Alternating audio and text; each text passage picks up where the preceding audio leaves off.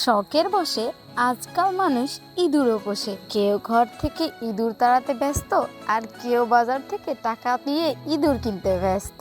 Hello everyone, আসসালামু আলাইকুম। কি অবস্থা সকলের, কেমন আছেন সবাই? আমি আজকাল ভিডিওতে এত বেশি অনিয়মিত হয়ে গেছি যে আমি ভিডিও আপলোড করি। ভাবি বলল ভাবির একটা ফোন লাগবে, তাই চলে গিয়েছিলাম ভাবির ফোন কেনার জন্য। ফোন কেনার কোনো প্ল্যানই ছিল না, একদমই হঠাৎ করে চলে গেলাম ফোন কিনতে। তো গিয়ে ভাবির আর কি যেটাই পছন্দ হলো তাকে আমরা সেটাই দিলাম।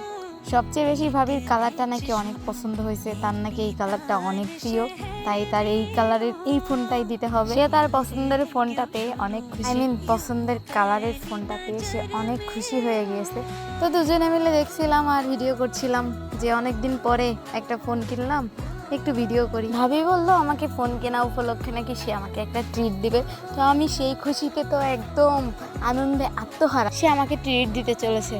আসলে কজনের ভাগ্যে ভাবির থেকে ট্রিট পাওয়া যায় বলেন তো? আমাদের ফোন কেনা শেষ, তারা আমাদেরকে খুব সুন্দর একটা কভারও গিফট করেছিল। তো আমাদের ফোনের সেটিং সবকিছু ঠিক করে নিয়ে আমরা চলে গিয়েছিলাম পুলিশ প্লাজা, মেলা বলবো না বাজার বলবো, এখানে আমাদের কিছু কেনাকাটা ছিল। তো ভাবির অনেক জিনিস অনেক পছন্দ হয়েছে, আগে থেকে সে চয়েস করে রাখছে। তো সেগুলো জিনিসই কিনতে চলে গিয়েছিলাম আমরা দুজন।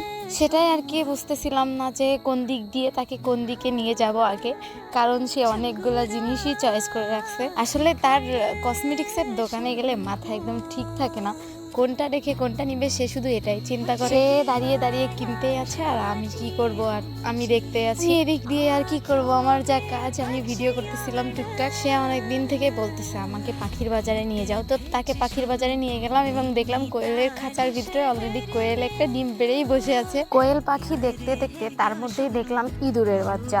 আসলে আমরা কেউ বাসা থেকে ইঁদুর তাড়াতে ব্যস্ত, আবার কেউ বাজার থেকে টাকা দিয়ে ইঁদুর কিনতে ব্যস্ত। বাসা থেকে ইঁদুর তাড়ানো যে কতটা কষ্টের যাদের বাসায় আছে তারাই জানে, আবার কেউ টাকা দিয়ে ইঁদুর কিনে বাসায় শখের বসে পুষতেছে। ব্যাপারটা আসলে সো ইন্টারেস্টিং। বাট এই ইঁদুরগুলো দেখতে অনেক অনেক বেশি কিউট, কিন্তু ইঁদুর দেখলে আসলে ভয় লাগে। বাট এগুলা অনেকেই শখ করে অনেক আদর করে পুষে। তো কোয়েল কিনতে গিয়ে দেখলাম এক পিস কোয়েলের দাম 60 টাকা। তো আমাদের বাসায় অলরেডি অনেকগুলা কোয়েল রয়েছে, তো এতগুলা কোয়েল থাকতেও 60 টাকা দিয়ে এক পিস কোয়েল কেনা আসলেই খুবই হাস্যকর মনে হয়েছিল। যেখানে দুইটা কোয়েল একসময় 20 টাকা 25 টাকায় পাওয়া যেত, সেখানে এক পিস কোয়েলের দাম 50 টাকা 60 টাকা। তো তারপরে আর কোয়েল কেনা হলো না, আমরা চলে আসলাম। ভাবি আমাকে ট্রিট দিতে চেয়েছিল, তো আমি তাকে নিয়ে গেছিলাম আমার একটা পছন্দের জায়গায়। আমার অনেকক্ষণ ধরে খুবই ইচ্ছা করছিল যে ঠান্ডা কিছু খাই, তো আমি তাকে বললাম আমি ফালুদা খাবো, সে আমাকে এক্সট্রা বার্গার খাওয়ালো। আসলে অনেক দিন ধরেই বাইরে ঘোরাফেরা করা হয় না তেমন, বাট ঘুরবো ইনশাল্লাহ, খুব তাড়াতাড়ি কোথাও ঘুরতে যাচ্ছি, সেটারও ব্লগ আপনাদের সাথে শেয়ার করব। আসলে এই রোদ্দুরে ঘুরে মনে হয় না যে টায়ার্ড হয়েছি, তারপরেও আরও ঘুরতে মন চাই।